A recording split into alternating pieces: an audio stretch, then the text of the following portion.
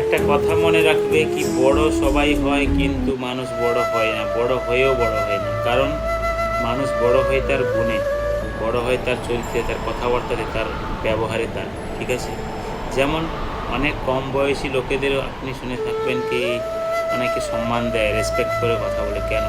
কারণ ওর মধ্যে সেই গুণটা থাকে বলে, বা সেরকম গুণ তার মধ্যে দেখা গেছে। ঠিক সেরকম নিজেকে খালি বড় হয়ে গেলে, বয়সে বড় হয়ে গেলে মোম দাড়ি বেরিয়ে পড়লো, আমি বড় হয়ে গেছি না।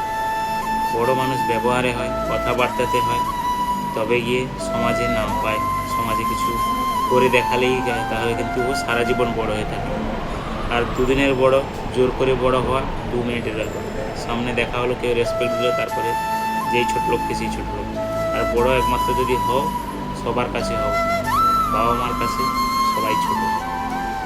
যত বড় হও না কেন, বাবা মার কাছে সবসময় ছোট।